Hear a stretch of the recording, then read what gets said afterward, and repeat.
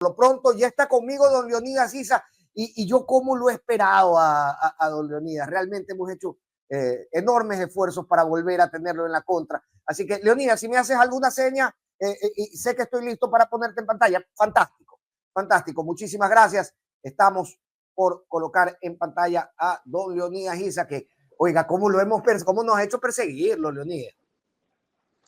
Bueno, disculpas, estimado Fernando, gracias por la invitación. Un saludo cordial al pueblo ecuatoriano. Perdone que ando un poco, mejor dicho, sin internet y un poco agripados por esta vez.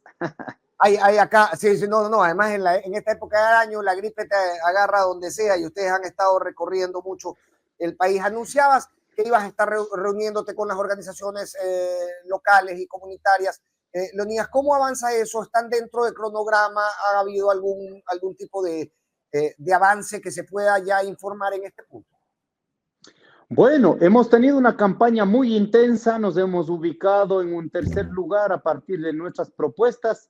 Luego de la primera vuelta, nos volvemos a tener una agenda intensa porque gracias a los 500,000 de hermanos ecuatorianos que confiaron en esta propuesta, tenemos que consolidar de cara a la segunda vuelta una postura.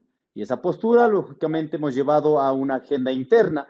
Hemos reunido con nuestros 9 asambleístas sobre una agenda legislativa, sobre la unidad, de garantizar la unidad con todos los asambleístas y, lógicamente, en la posibilidad de mirar los espacios dentro de la asamblea que, lógicamente, tienen que participar en las diferentes comisiones.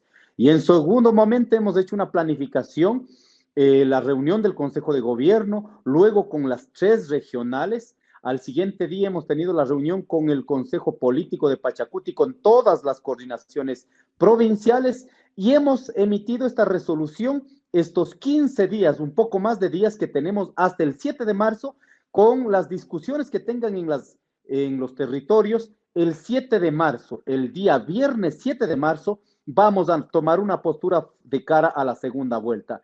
Hay algunos hermanos indígenas que están diciendo, oiga, pero Issa no es propietario de los indígenas, no es propietario de los votos. Por eso mismo se hace un debate interno y eso se llama democracia comunitaria.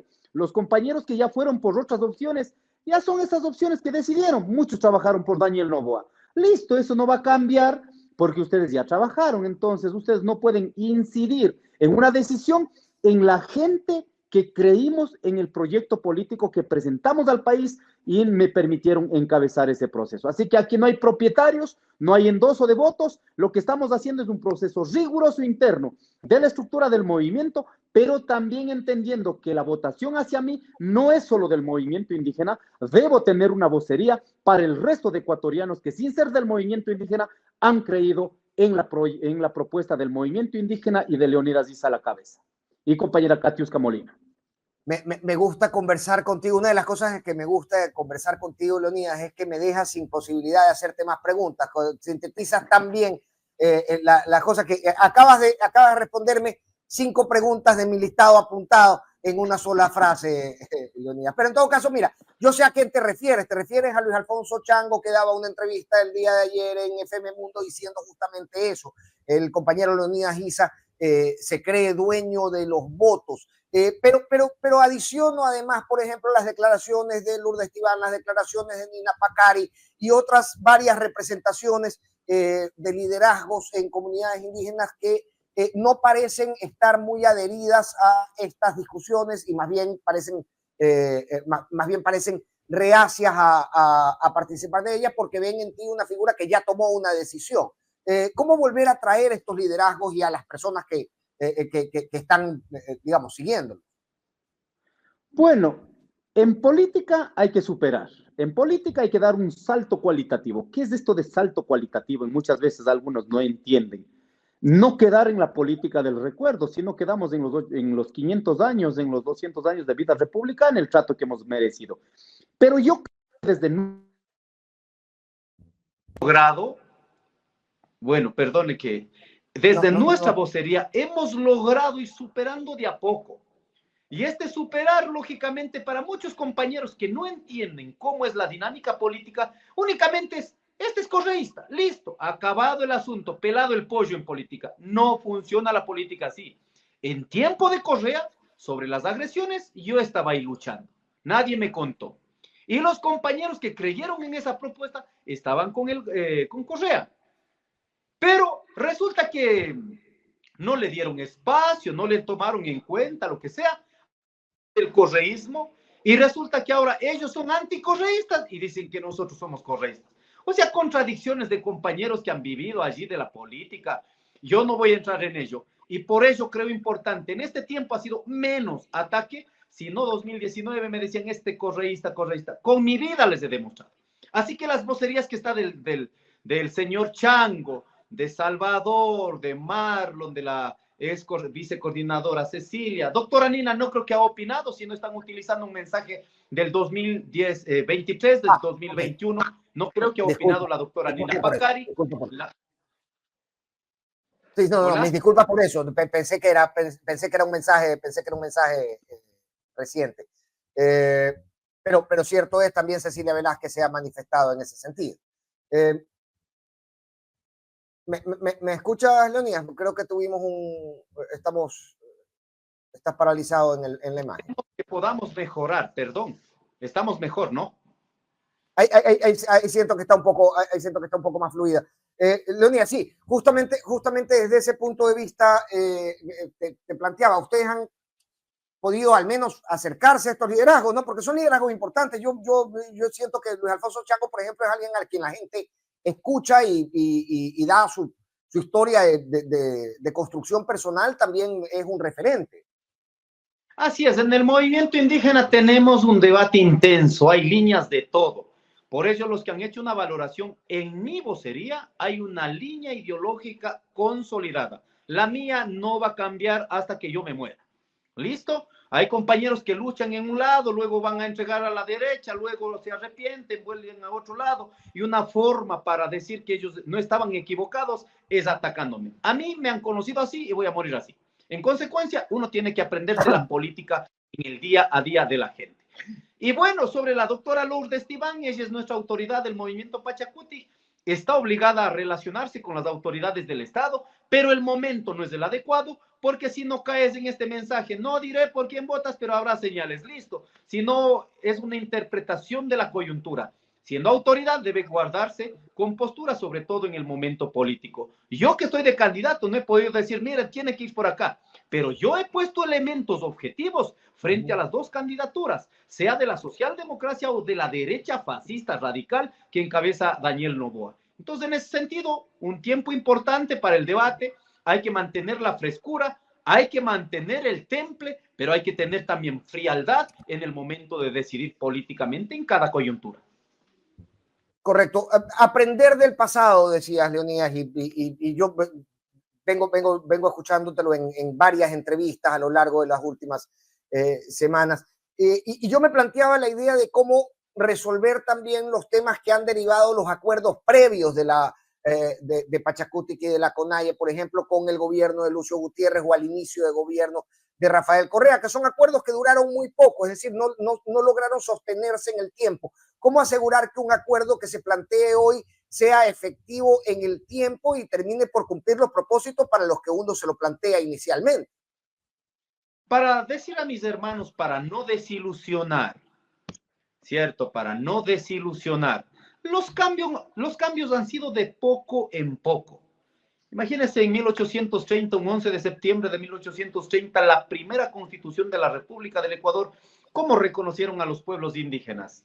Sin alma, sin espíritu, sin condiciones básicas de vida. Yeah. Y si no tenías los 3,000 pesos, simplemente no podía ser sujeto de decisión, ni siquiera el voto. O sea, indígenas vapuleados. Y ahí en el artículo 68 de la primera constitución dice, dejamos delegando, la constitución delega a los curas, a los venerables curas, párrocos, bajo protección a la raza miserable, abyecta de los indígenas. Imagínense, así nacimos. Si yo quedo en el recuerdo, en el resentimiento social, voy a seguir diciendo aquello. Por ello digo, no quedar en el pasado, superar. Y por ello, lo que ha significado para 1980, 90, cuando se empieza a discutir la plurinacionalidad, la interculturalidad, las primeras participaciones 96, luego llegamos a Lucio Gutiérrez, cayó Lucio Gutiérrez, vamos a a Montecristi, se logra constitucionalizar la plurinacionalidad, la interculturalidad, los derechos colectivos, derechos de la naturaleza. Vamos, ahí tuvimos problemas, tuvimos persecución, listo, hay que avanzar. En tiempo de Lazo Moreno, tuvimos que parar para mantener la política de subsidios. Luego, en tiempo de Lazo, de la misma manera, de a poco hemos ido ganando espacio. Entonces, ahora lo que corresponde en el escenario de cara a segunda vuelta es poner estas demandas históricas que no han ido superando, pero de a poco hemos avanzado. Listo, el que esté dispuesto a transformar en este país. Por ello creo que una etapa de gobierno va a ser importante en la medida que vaya cumpliendo. Y si no cumplen, que ahora vamos a elegir con quién vamos a luchar, si no cumplen, vamos a seguir luchando. Lo que está claro es que la sociedad de a poco va cambiando para bien, porque muchos quedan en el recuerdo y quedan en esta vieja política conservadora que creen que la propiedad, la familia casi son de esa burbuja, no han salido, cuando no entienden la nueva realidad en la que vivimos la humanidad y la sociedad ecuatoriana. Mencionabas a Lenín Moreno, quiero avanzar sobre esto, sobre las nuevas realidades también, pero mencionabas a Lenín Moreno, ayer se echaba algo se ponía una medallita por haber devuelto la casa de la CONAIE, básicamente desde acá, desde donde se observa eso, yo digo, bueno, hay que tener la cara muy dura para hoy utilizar ese tipo de cuestiones políticamente. Pero el 2019, el paro del 2019, las manifestaciones del 2019, nos encuentran nos encontraron en un país distinto. El país post pandemia tiene otros dramas, otros dolores tremendamente graves, tanto así que no existió la misma conmoción social con el retiro de los subsidios. Es decir, las preocupaciones derivaron hacia temas como seguridad o como la falta de medicinas en los hospitales, al punto en que se transformaron esas en las preocupaciones vitales. ¿Cómo conectar con esas preocupaciones el día de hoy, Leonidas? Desde la cosmovisión también de lo tomados que están los barrios populares por las mafias criminales y cómo se puede replantear o más bien reconcebir estas dinámicas sociales desde donde nace todo ejercicio social, desde la comunidad, desde el barrio, desde los segmentos más populares. Sí, lo que dice Moreno, más o menos debemos ser agradecidos porque devolvieron la casa. No es ningún mérito. El Estado, si es plurinacional, tiene que obligatoriamente garantizar derechos básicos. Y uno de sus derechos básicos es que nosotros podamos tener una gestión comunitaria desde los pueblos y nacionalidades. Sí, Correa nos quitó la casa de la CONAIE, efectivamente. Así como fue meritorio que haya quitado, no va a ser meritorio que nos devuelva la casa. Señores, estamos hablando de un Estado plurinacional y es más, en este momento hemos avanzado muchísimo en otros derechos. Entonces, que no sea el mérito, casi el agradecimiento, Dios le pague, señor patrón, eso no existe. En política hay que avanzar. Ahora en el nuevo escenario, solo comparemos los datos estadísticos del INE. Teníamos una pobreza, extrema pobreza del 9%. En este momento estamos sobre el 12%. Una pobreza general del 22% y ahora tenemos el 29%. Si unifica entre la pobreza extrema y la pobreza general, usted pasa sobre el 30%. De eso tienes 5.200.000 personas que no acceden a la comida diaria. Eso es la realidad. Pero de esta gran pobreza, de esta realidad, los grupos económicos se benefician todos los días. Revisaba el día de hoy. Han caído más de un tercio de los que entraron a la cartera crediticia, han perdido su condición de sujeto crediticio. ¿Qué significa esto? No pueden pagar. Como no pueden pagar, te están quitando la casa, te están quitando el terreno, te están quitando tu carrito. Pero los bancos siguen creciendo económicamente. Oiga, pero la pobreza sigue generalizando, ampliando y unos pocos siguen ganando.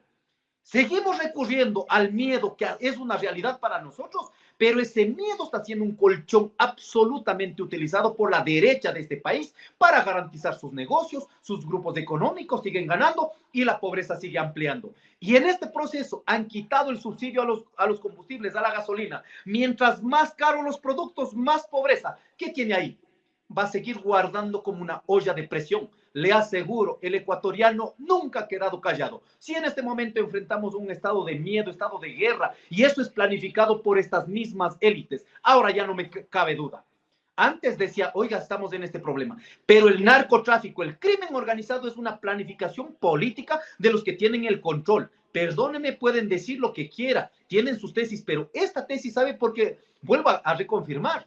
En un momento tan doloroso, mandas un mensaje al mundo, ya el gobierno ha perdido capacidad de control interno y de las fronteras. Por lo tanto, pedimos de favor que vengan las fuerzas especiales externas. No las fuerzas regulares de Estados Unidos, fuerzas especiales externas, o acaso van a poner una fuerza militar mercenaria como pusieron en Ucrania. ¿Eso quieren hacer para el Ecuador? O sea, están mandando el mensaje.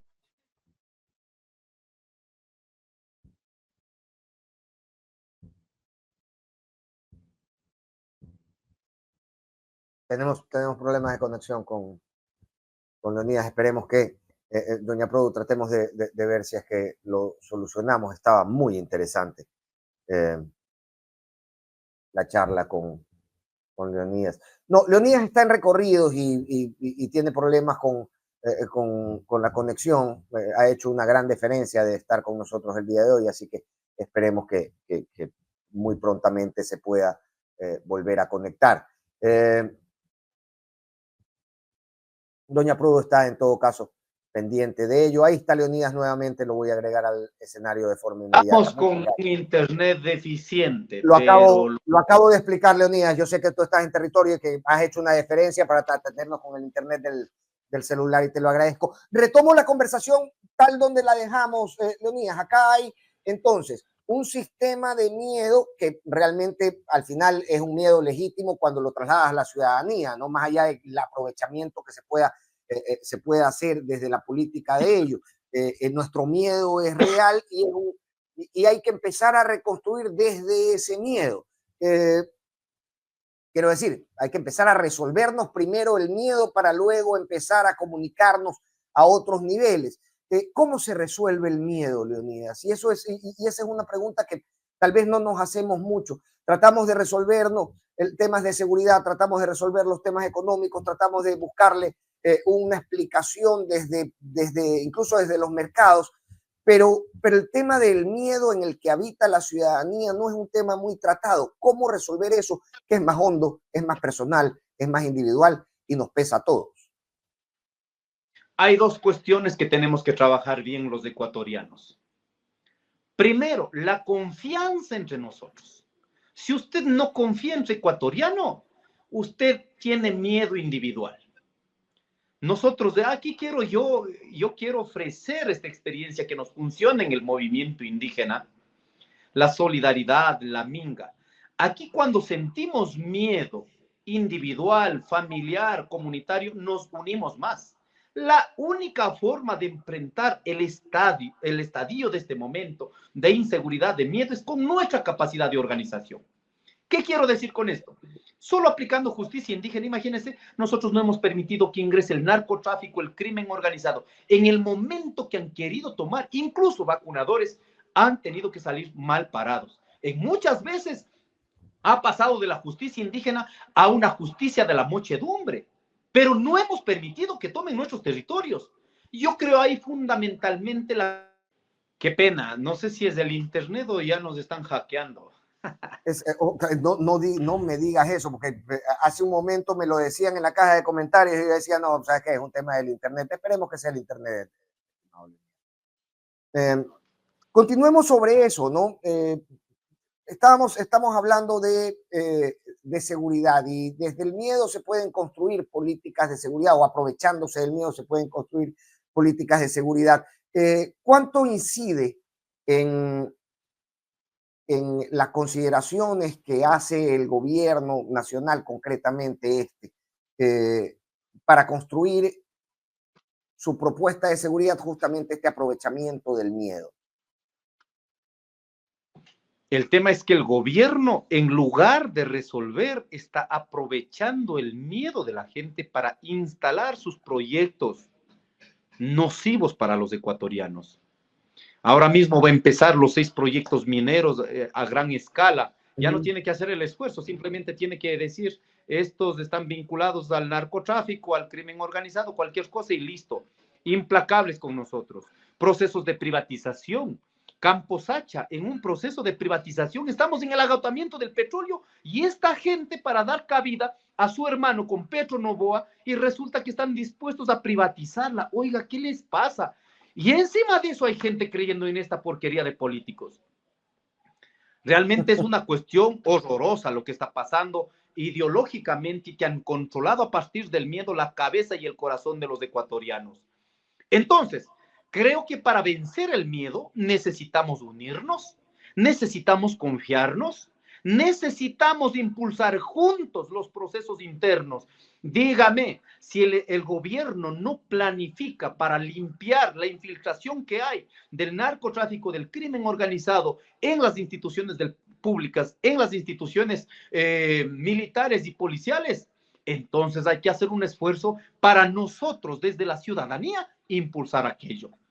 Pero necesitamos hacer algo, quedar con miedo, aislados. 75% de los ecuatorianos salimos pidiendo a Dios, rezando de la casa. No sabemos si regresamos o no regresamos. Mientras esto sucede, más pobreza. Y la pobreza es el colchón fundamental donde recrea para el crimen organizado, reclutan a nuestros jóvenes empobrecidos. Entonces, si quieres luchar contra el crimen organizado, el narcotráfico, es lucha contra la pobreza. No es solo poniendo fusiles en las calles o más militares en las calles. Si esto no entienden, estamos jodidos como sociedad. Leonidas, y ahí hay un desafío, ¿no? Porque nos dices, ok, listo, desde la unión se construye, yo estoy perfectamente de acuerdo, pero esto también representa desafío a ustedes como organización política, y es llegar a los espacios, si se puede, más urbanos y mestizos con los que aún no han conseguido conectar. ¿Cómo cumplir con ese desafío, con esta propuesta de unión? ¿Cómo tender puentes y acercar también visiones diversas de lo que debe ser el país? Bueno, yo creo que cada organización social en el Ecuador tiene, ¿cierto? Tiene su autonomía. Y a partir de respetar su autonomía, tenemos que establecer relaciones para poder unificar con otros sectores. Y aquí no estoy hablando solo del movimiento indígena.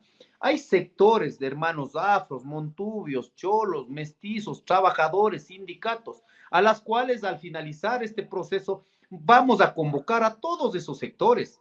Si no tenemos políticas públicas que protejan al ciudadano común y corriente, listo, vamos, diseñemos, pero no podemos quedar impávidos. Necesitamos nosotros de a poco ir resolviendo. Por ello es importante la unidad a partir de los problemas que necesitamos enfrentar entre todos y todas. Así que un espacio, nosotros hemos denominado el espacio la unidad de las izquierdas, la unidad de las organizaciones sociales, de los sectores populares, la propuesta de construir un poder popular plurinacional que respete las diversidades de criterios, de puntos de vista, pero que finalmente necesitamos estar unidos como pueblo ecuatoriano.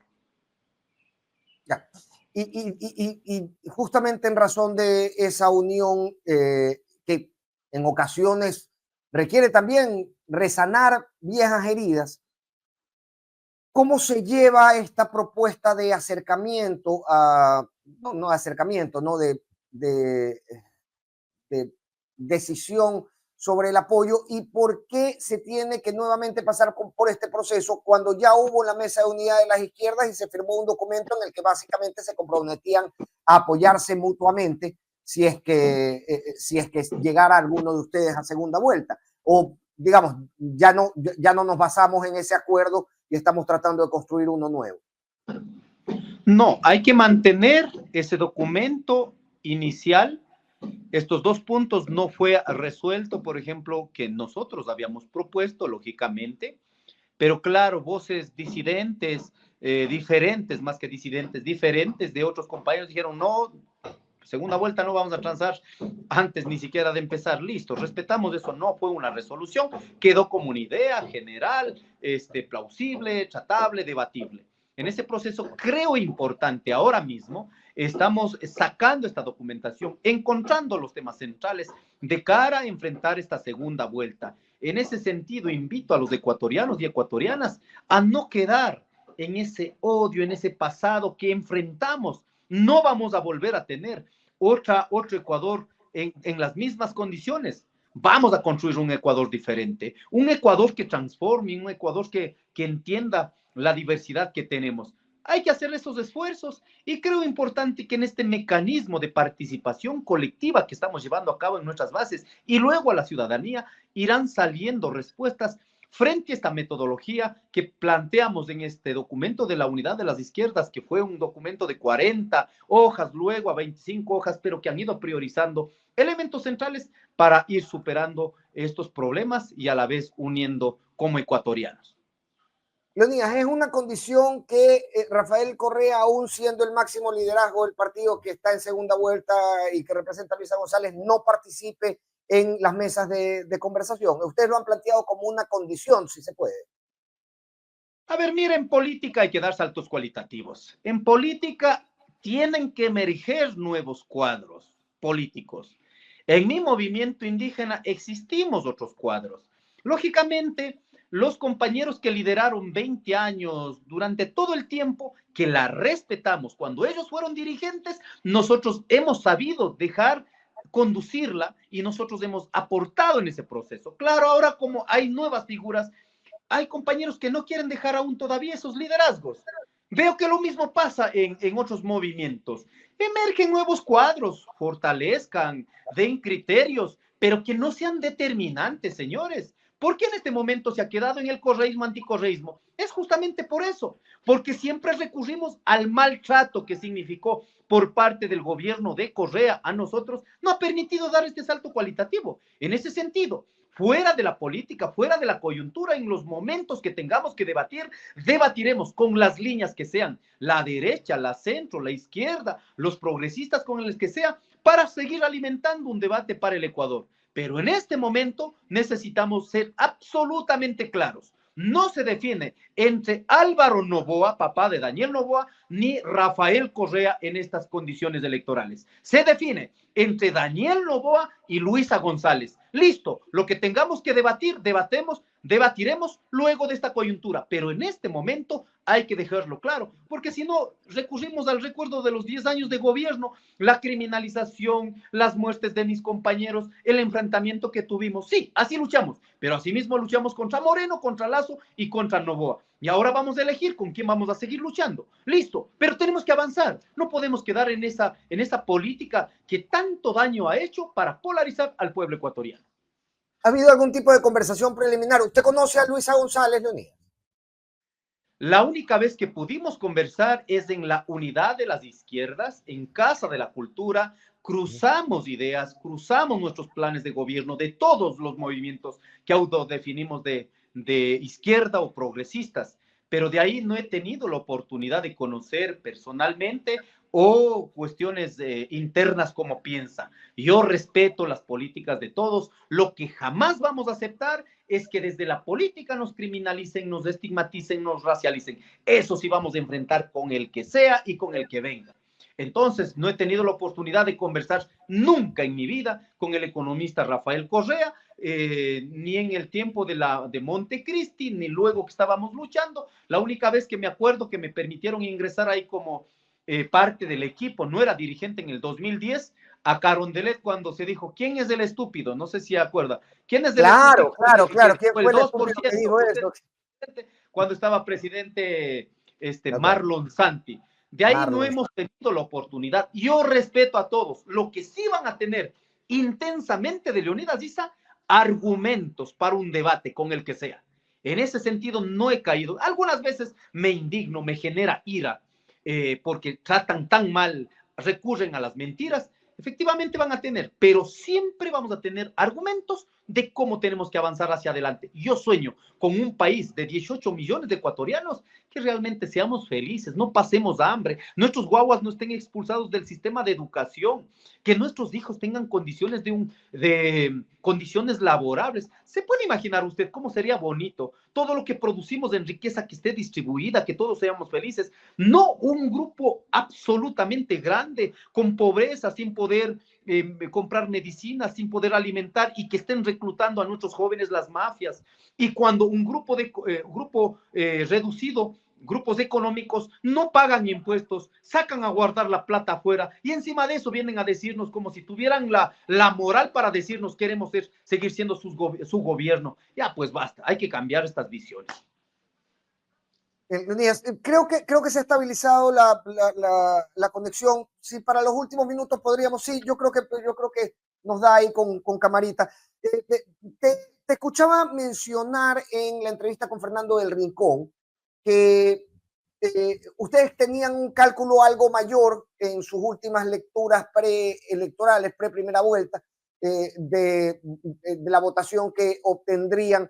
Y planteabas un escenario que no eres el único candidato que lo ha planteado, que es un escenario de cancha inclinada, ¿no? ¿Cómo evalúas la actuación del Consejo Nacional Electoral y del Tribunal Contencioso Electoral, que se ha transformado también en un protagonista de la elección sin realmente sin tener necesidad de serlo? Cuéntame un poco eso, ¿no? ¿Cuál es la evaluación de Diana Tamaín? ¿Cuál es la imagen que tienen ustedes como organización de su trabajo en este momento? Hay un montón de elementos, pero voy a poner 3. Primero tenemos un candidato presidente. ¿Ya? Eso hay que dejar claro. Al ser candidato presidente, tienes la infraestructura del Estado, proyectos del Estado, recursos económicos del Estado. Segundo, tienes un candidato Estado. Entonces ya no es solo el gobierno, sino obligo que las otras funciones desde el Estado también actúen para este candidato presidente. Entonces, candidato Estado, tengo al Consejo Nacional Electoral haciendo su trabajo, tengo a la Corte Constitucional interpretando tardemente. Para poder conversar con Leonidas. Ahora sí me escuchas. Le escucho y vamos a tener que suspender la cámara, por favor. Ok, sí. Es cierto, es cierto. Bueno, continuando, Leonidas, con esto, ¿no? De ir tendiendo puentes, de ir cerrando grietas. También hay otro gran desafío que ya no cae tanto sobre la CONAIE, sino sobre Leonidas Issa en particular. Y es que se necesita promover la inversión si es que vamos además a hacer un correcto análisis financiero para cerrar la llave del ingreso de dinero ilegal al mercado. Necesitamos, por otro lado, solventar un crecimiento del mercado regular. Y eso desde la impresión urbana y mestiza no se condice mucho con la imagen que tenemos de la CONAIE de Pachacuti, el crecimiento, el desarrollo industrial, etcétera, etcétera. ¿Cómo conectar la imagen que tiene Leonidas Issa y CONAIE y Pachacuti con esa necesidad de desarrollo industrial y de mercado que se tiene en las ciudades, en los centros urbanos? Bueno, para acabar el primer punto, entonces había dicho, para luego retomar esta parte más económica, ¿Cómo no? tres elementos centrales, ¿no? Candidato presidente, Estado presidente, utiliza las funciones del Estado para presionar en favor del candidato. Y tercero, tienes una actitud de violación permanente de la Constitución, del Código de la Democracia y de su vicepresidenta. Esto ha jugado lógicamente para favorecer únicamente a Noboa. No estoy hablando aquí por la señora Verónica Abad, luego van a decir, oye, este ya ha sido isista, hoy es correísta. Señores, salgan de ese relato. Concretamente están violando los derechos de la vicepresidenta de la República. Oiga, ¿en qué país podemos decir? Nadie votó, ni siquiera me acuerdo el nombre de la presidenta de la República que fue delegada por decreto. Oiga, eso, ¿sabe cómo se llama? Eso se llama vicios de dictadura, se llama monarquía. La gente sigue aquí hablando de un montón de cosas, pero no cuestiona. Tienes al presidente de la República en la posibilidad, en la misma voz del presidente de la República, que su mamá sea presidenta de la Asamblea Nacional. ¿Sabe cómo se llama eso? Se llama monarquía, se llama hacienda. Ecuatorianos, despierten, no puedes quedar el gobierno y la derecha haciendo recordar el odio a Correa, y mientras ellos consolidando el poder de la monarquía. ¡Qué bárbaro realmente! Ahora vamos al siguiente tema, que cómo ve la sociedad. ¿Cómo no va a haber a la sociedad ecuatoriana, a la CONAIE, de tirapiedras, de atrasapueblos, no quieren el desarrollo, si únicamente estos años han dedicado a reproducir eso todos los días mecánicamente? Cuando nosotros tenemos, ¿quiénes propusieron, pues, la defensa de lo público, repotenciar las empresas públicas, garantizar el petróleo que sale para la economía de todos los ecuatorianos, no para 3, 4 vivos? ¿Quién propuso? Pues la plurinacionalidad, la interculturalidad, procesos internos de transformación. Nuestra economía no puede depender únicamente de la producción primaria, agricultura, ganadería, exportación de banano, de cacao. Tenemos que pasar, hay que fortalecer el campo de la industrialización. Claro, pues ¿cómo no van a conocer si no nos han dado chance? Solo pasan diciendo que somos tirapiedras. Por ello nosotros hemos venido diciendo, si sobran las papas en la sierra, si sobran yuca en la Amazonía, si sobran maíz, maíz, plátano en la costa, ¿por qué no podemos pensar? Para eso necesitamos del sistema de educación, invención, inteligencia, procesos de investigación que den respuestas a nuestros problemas. ¿Qué tal si hacemos balanceado? Industrializamos la producción primaria y seguramente los vinculados pequeños, medianos productores tengamos balanceado para los pequeños, medianos productores. Claro que lo estamos pensando. ¿Quién ha sido? Pues el que propone la defensa de la producción nacional. Nosotros. Creo fundamentalmente en este momento Norteamérica, siendo un país que impulsa a nivel mundial la política neoliberal, pero en este momento con Donald Trump tiene políticas de proteccionismo. ¿Qué está diciendo? Hay que proteger nuestra producción nacional. ¿Y por qué un Ecuador tiene que seguir pensando en la economía neoliberal? O sea, tenemos una clase económica, una oligarquía, solo gana comprando y vendiendo acá. Y jode pues la producción nacional, productores de zapatos, productores de jeans, productores de condiciones mínimas internas. Por ello yo creo producción nacional, que el trabajo de cada ecuatoriano garantice la felicidad de ese ecuatoriano, pero no concentren pues, no pagan impuestos, sacan afuera. Lógicamente tenemos que reaccionar porque somos gente de trabajo. 1.600.000 personas vinculados a la producción de la leche.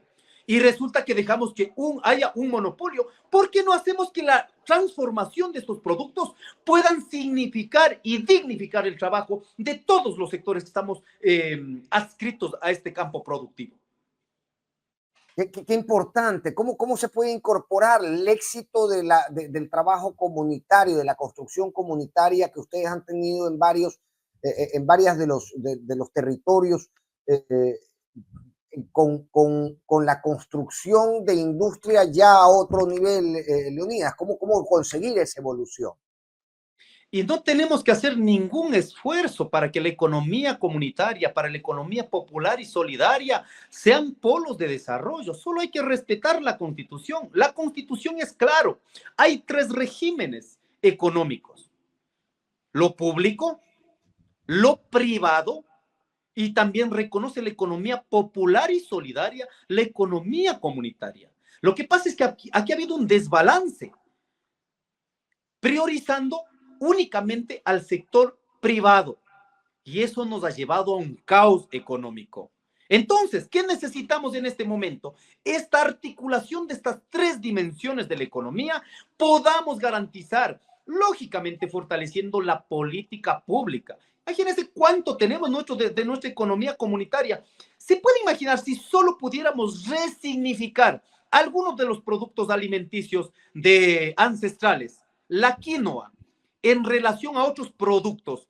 Tú, en lugar de estar dando galletas, pasados, contaminados, industrializados, que hacen mal a los niños, ¿qué tal si resignificamos la quinoa, el chocho? Asimismo, productos en la Amazonía, propios de la Amazonía, productos propios de la costa, y garantizamos desde esa economía comunitaria, desde esa producción comunitaria, para que nuestros niños alimenten con alimentación sana. ¿Sabe qué necesita? Hay que entrar, reformar las compras públicas para que no sea la competencia desleal.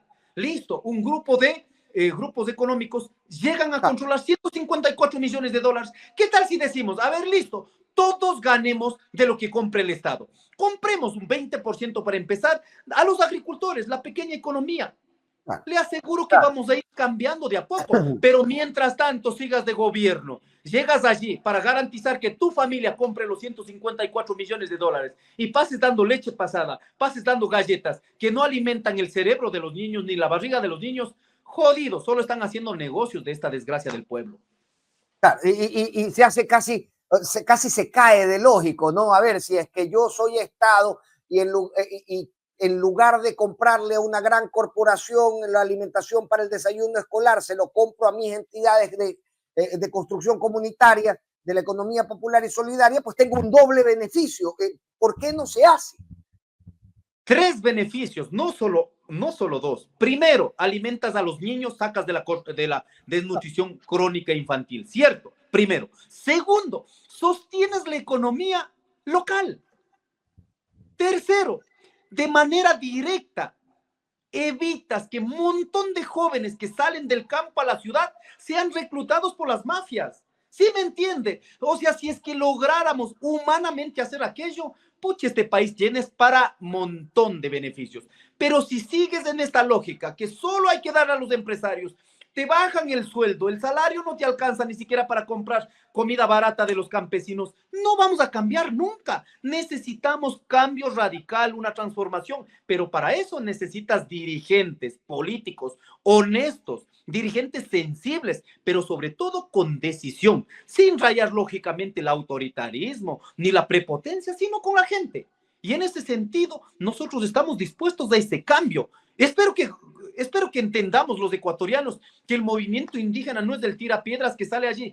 Hemos salido porque no hemos sido escuchados después de todo este trabajo, después de todo el aporte que hemos hecho a la economía del Ecuador. Por eso hemos tenido que salir. Y la gente se reacciona por la movilización y no se reacciona por el aporte que hacemos. No se reacciona por la pobreza que estamos teniendo.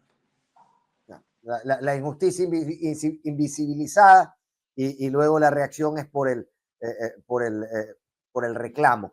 Leonidas, y justamente en eso, yo te escucho hablar y me da la impresión de que existen elementos suficientes para poder conseguir un acuerdo, para poder conversarlo y llegar a puntos en común. Te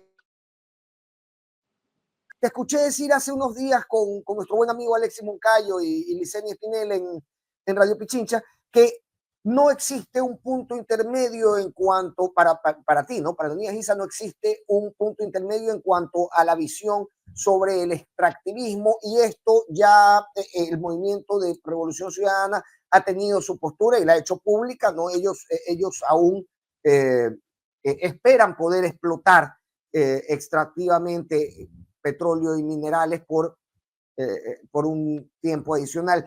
¿Existe alguna posibilidad de un encuentro en un punto intermedio, Leonidas, cuando las posiciones son tan opuestas y que realmente se ha transformado como en el gran obstáculo para poder llegar a acuerdos previamente el tema extractivista?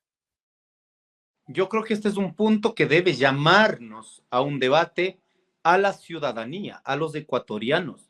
Porque no es un problema solo de territorios de pueblos indígenas. No es un problema solo porque queremos cuidar el agua, el territorio. También va a afectar las otras formas de hacer economía. Yo quisiera preguntar, si acabamos las 1.800.000 hectáreas que están destinadas en este momento en el catastro minero para la minería a gran escala, ¿qué va a pasar con los cauces de agua que van a las 7 cuencas que tiene el Ecuador? Hablemos de la cuenca del Guayas. Están exportando banano, están exportando cacao, están produciendo arroz, están produciendo maíz, están produciendo caña de azúcar. Si no tienes agua para este sector de la economía, entonces no me vengan con el cuento de que podemos, con programa, como dicen, minería sustentable, con procesos legales sustentables. Sí puedes tener un proceso legal sustentable, pero en la práctica le vas a joder a otros sectores de la economía. Este es un punto que nosotros no estamos dispuestos. Cueste lo que cueste, no podemos avanzar a la minería a gran escala, a cielo abierto. Pero sí puedes hacer minería. Regulemos la minería superficial, regulemos la pequeña minería, regulemos la minería artesanal, que la gente pueda seguir lavando, pero no contaminando ni acabando los colchones de agua. Listo, es posible hacer, pero si me vienes a decir que vamos a hacer un cráter de 1,5 kilómetros de diámetro por 1 kilómetro de hondo, yo sé lo que significa acabar las zonas freáticas del agua, yo sé lo que es acabar los conductos de infiltración, porque yo soy ingeniero ambiental. A mí no me tienen que venir a convencer. Si es por el tema económico, sí, va a haber economía, pero van a concentrar unos pocos. Va a haber trabajo, sí, pero hasta 25 años. Luego de eso vas a joder la producción, la matriz productiva nacional, la producción para la exportación, y no vamos a tener qué hacer después de 25 años. O sea, tenemos que ser inteligentes, por favor. Así que esos puntos no es negociable. Nosotros creo que estamos siendo absolutamente conscientes, científicamente demostrando, con datos, toda esta cuestión. Y una siguiente cuestión, no se puede ir a la nueva constituyente. Yo quiero preguntar a los dos que están en este momento finalistas, Luisa González y Daniel Noboa. Los dos están unidos en que quieren ir a una nueva constituyente. ¿Quieren regresión de derechos? No hay por dónde perderse. Aquí, los que están tras de esta idea de la nueva constituyente quieren aniquilar derechos, quieren regresión de derechos. En consecuencia, no puede seguir utilizando que es un desastre el Consejo de Participación Ciudadana, sí. Entonces, vayamos por la vía de la Asamblea Nacional o consulta, reformemos lo que tengamos que reformar la Constitución, pero no vamos a ir a aniquilar en una nueva constituyente controlado por una línea tremendamente fascista en el Ecuador. Esos puntos, defensa de lo público, repotenciar la economía comunitaria, no privatizar Campos Hacha, esos temas creo que son de carácter general que los ecuatorianos estamos de acuerdo y hay que avanzar en ese sentido. Y lo que decías, ¿no? Si contaminas el agua río arriba, mañana el banano y todos los productos que río abajo se riegan de esa agua tienen una complicación, tienen un problema y dificultan su venta y su mercadeo. Listo. Si estamos ahí, Leonidas, y si existen estos puntos en común, deberán llevarse además adicionalmente con la participación legislativa. Son 9 los asambleístas de Pachacutic. ¿Están todos en la misma línea? ¿Cómo garantizar, nos preguntaban en la caja de comentarios, que no ocurra una separación, un rompimiento de posturas como ocurrió en la anterior conformación de la Asamblea, donde incluso tuvieron la presidencia de la Asamblea Nacional como Pachacutic, pero que realmente no respondió a las lógicas que uno generalmente obedecen a Pachacutic? Sí, es un escenario que necesitamos confianza. Yo confío en los 9 asambleístas elegidos, a los cuales entendemos también que vienen de diferentes procesos, de debates muy diversos. Pero aquí hemos pedido a los compañeros, siendo 9 asambleístas, vamos a tener una vocería enorme para los ecuatorianos, ya que tenemos una asamblea polarizada. Finalmente, o en la segunda vuelta a la presidencial, o también en el escenario de la Asamblea Nacional, vamos a tener que tomar una postura y va a ser nuestra voz dirimente, lamentablemente. Por ello, 3 cuestiones hemos conversado con los compañeros. Mantengamos la unidad de los 9 asambleístas orgánicamente. Lo que tengamos que debatir, debatamos, clarifiquemos, diferenciémonos de los 2 sectores que están allí, pero en proyectos que vayan a beneficiar al pueblo hay que alinear, hay que estar allí insistentemente.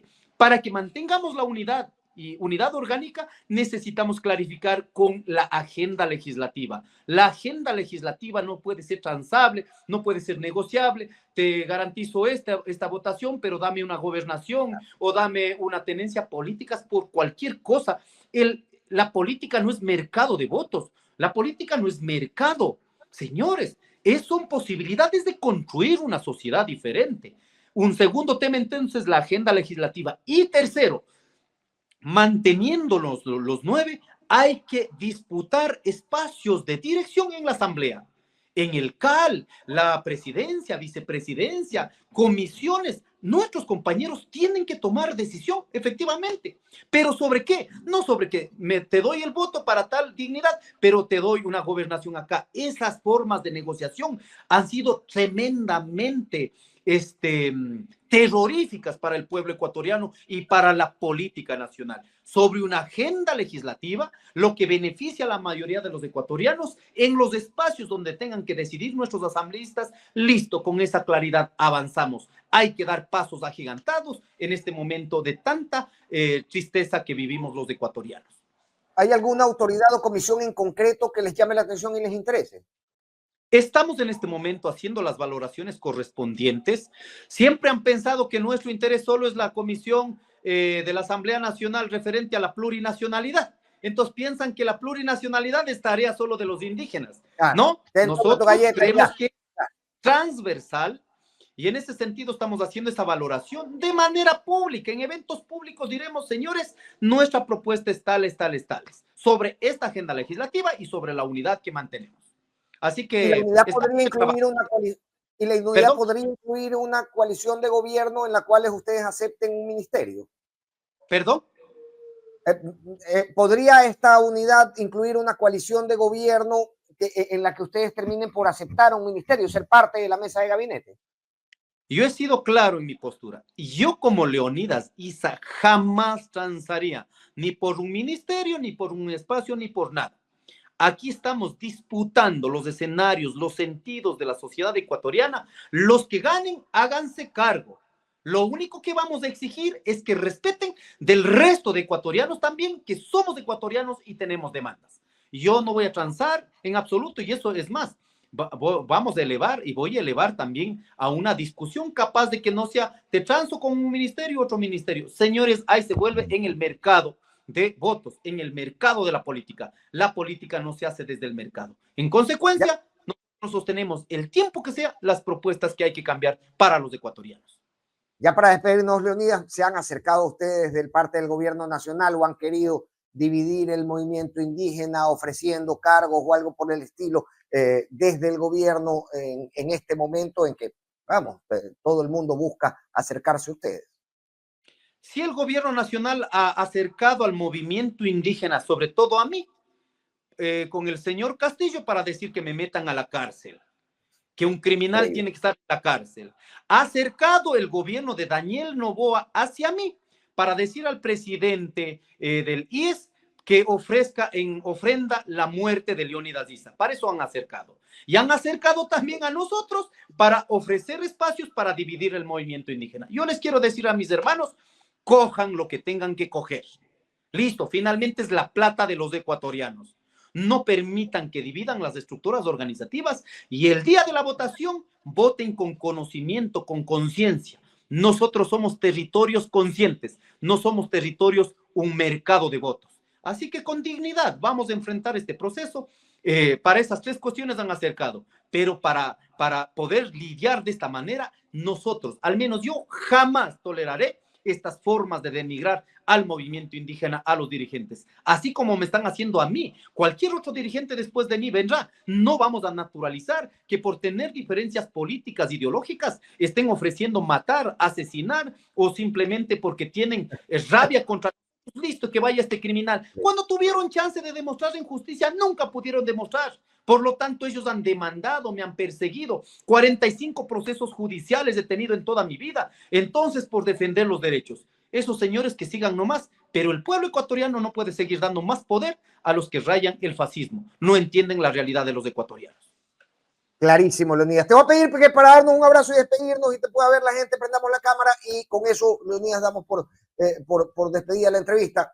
Te agradezco muchísimo, siempre invitado a la contra. Seguimos trabajando por construir una sociedad diferente. Y esto no solo es electoral, es en el día a día, en las organizaciones, en los procesos de aplicación de los derechos. Y yo sueño, si no es para nosotros, que sea para nuestros hijos, de los hijos de los hijos. Sus hijos, mis hijos, con nuestra diferencia cultural, étnica, siendo blanco, siendo mestizo. Sería lindo tener una sociedad que tolere esto y llevemos lindo como ecuatorianos. Un abrazo y Dios me lo bendiga a todos y todas. Un inmenso abrazo, Leonidas. Muchas gracias, siempre invitado. Esta es tu casa. Leonidas Issa, en la contra, con algunas dificultades de conexión, pero una entrevista clarísima. Realmente a mí me ha gustado mucho poder abarcar todos los temas que tenía, y esa es una de las facilidades que dan las entrevistas con Leonidas Issa. tiene muy clara su línea de pensamiento, entonces no se da tanta vuelta y cuando uno le consulta algo generalmente obtiene la respuesta que busca y a partir de eso uno puede avanzar pues muy fluidamente en la entrevista, salvo los problemitas de conexión que ya, digamos, no está en nuestro control. Muchísimas gracias a Leonidas Issa, muchísimas gracias a todos ustedes por seguir la entrevista a pesar de estos problemas de conexión.